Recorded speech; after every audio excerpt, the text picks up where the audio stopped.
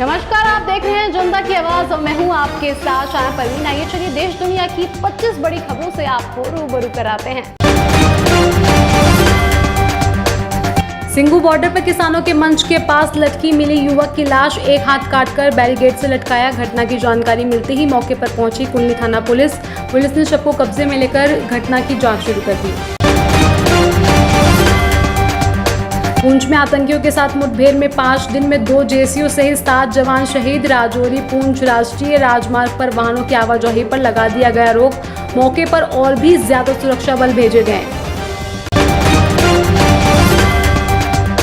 देश में हिंदुओं को बांटने का चल रहा काम। आरएसएस के मुखिया मोहन भागवत ने दशहरे के मौके पर कहा कि आज भी देश में हिंदुओं को बांटने के प्रयास चल रहे हैं और ऐसे लोगों ने गठबंधन भी बना लिए।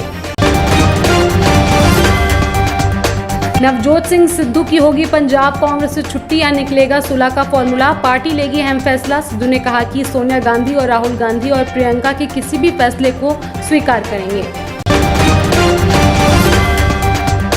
इग्नू में यूजी पीजी पाठ्यक्रमों में नामांकन की अंतिम तिथि बढ़ाई, 25 अक्टूबर तक भर सकते हैं फॉर्म। सर्टिफिकेट डिप्लोमा और पीजी डिप्लोमा को छोड़कर छात्र छात्राएं इग्नू की वेबसाइट पर जाकर सभी कार्यक्रमों में विषयों का चयन कर ऑनलाइन नामांकन करवा सकते हैं। नहीं मिली शाहरुख के बेटे आर्यन खान को जमानत, अगले 5 दिन तक जेल में ही रहेंगे। दरअसल 15 अक्टूबर से लेकर 19 तारीख तक मुंबई सेशन कोर्ट की छुट्टी रहेगी। आर्यन इस वक्त ऑन द रोड जेल में है। जेल में आर्यन को नाम से नहीं बल्कि कैदी नंबर N956 कहकर बुलाया जाता है। संयुक्त किसान मोर्चा अब 16 अक्टूबर को जलाएंगे पीएम मोदी और अमित शाह के पुतले।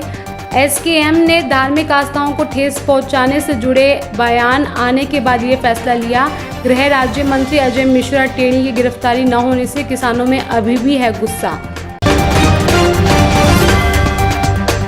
सैन्य हथियार में आत्मनिर्भर बनेगा भारत, देश को 7 डिफेंस कंपनियां समर्पित करेंगे पीएम नरेंद्र मोदी। जानकारी के मुताबिक ऑर्डिनेंस फैक्ट्री बोर्ड को सरकार की 100% हिस्सेदारी वाली 7 डिफेंस कंपनियों में तब्दील करने का फैसला लिया गया। देश को रक्षा संसाधन के मामले में आत्मनिर्भर बनाने के मकसद से ये फैसला किया गया।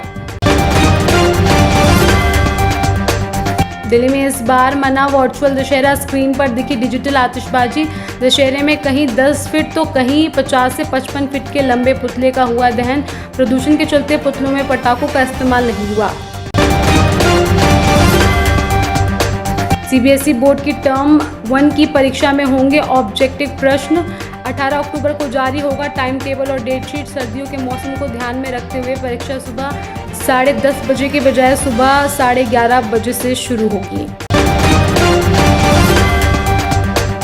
दिल्ली एनसीआर समेत गाजियाबाद, ग्रेटर नोएडा और फरीदाबाद की हवा रही खराब। दिल्ली में हो सकती है बारिश।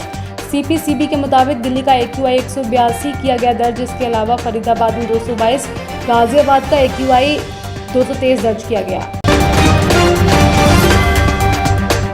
मुंबई एनसीबी के चीफ समीर वानखेड़े की सुरक्षा बढ़ी। जासूसी के शक के चलते बदली गई गाड़ी भी। पिछले दिनों उन्होंने आरोप लगाया था कि 2 पुलिसकर्मी और कुछ अज्ञात लोग उनका पीछा कर रहे हैं।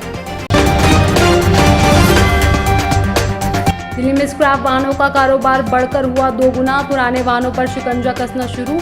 10 साल पुराने डीजल और 15 साल पुराने पेट्रोल वाहनों को सड़कों पर चलने की इजाजत नहीं। माना जा रहा है कि इस कदम से दिल्ली के लिए जानलेवा बने प्रदूषण में कुछ राहत जरूर मिलेगी। बांग्लादेश में दुर्गा पूजा पंडाल पर हमला, दंगों में 3 लोगों की हुई मौत, कई अन्य लोग हुए घायल। सरकार को 22 जिलों में अर्धसैनिक बलों की तैनाती करनी पड़ी।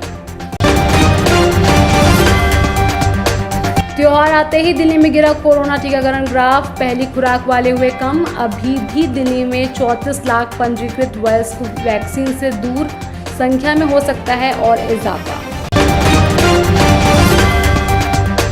ड्यू एडमिशन में नामी कॉलेजों में बंद हो जाएंगे कई पाठ्यक्रमों में दाखिले। कट ऑफ में नामी कॉलेजों में राजनीति विज्ञान, इतिहास, अंग्रेजी और साइकोलॉजी ऑनर्स, बीकॉम ऑनर्स में काफ़ी दाखिले हो गए।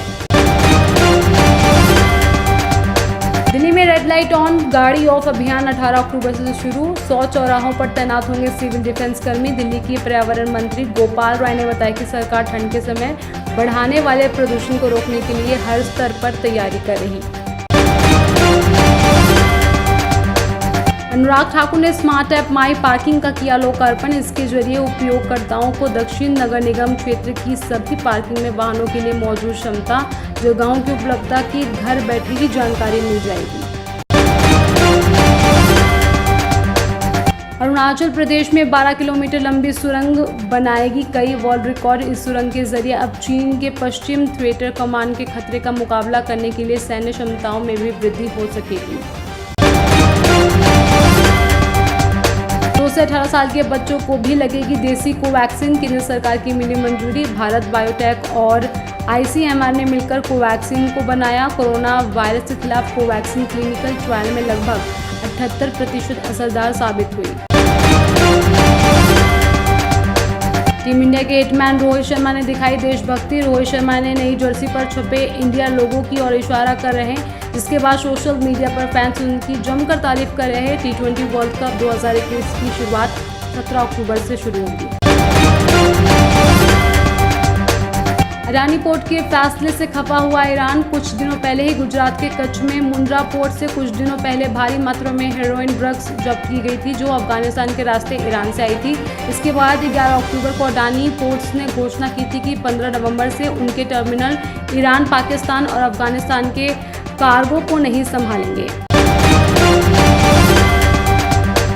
पेट्रोल डीजल ने दिया फिर झटका। आज पेट्रोल डीजल के दाम में 35 पैसे की तगड़ी बढ़ोतरी हुई। दिल्ली में आज 1 लीटर पेट्रोल 105 रुपये 14 पैसे, डीजल 93 रुपये 87 पैसे प्रति मिल रहा।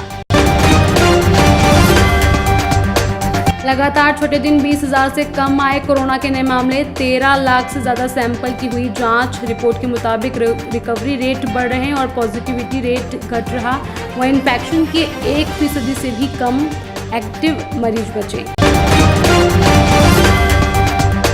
सैनिकों के साथ किंग जोंग की तस्वीर हुई वायरल। सोशल मीडिया पर चर्चा का विषय बना नीली पोशाक वाला व्यक्ति। सोशल मीडिया पर कुछ लोग सुपर हीरो कह रहे हैं तो कुछ ने उसे कैप्टन DPRK और रॉकेटमैन भी कहा। फिलहाल आज की 25 बड़ी खबरों में इतना ही। बाकी खबरों के लिए देखते रहिए जनता की आवाज न्यूज चैनल। अगर आपको हमारी वीडियो अच्छी लगी हो तो इसे लाइक करें, साथ ही हमारे चैनल को सब्सक्राइब भी कर दें।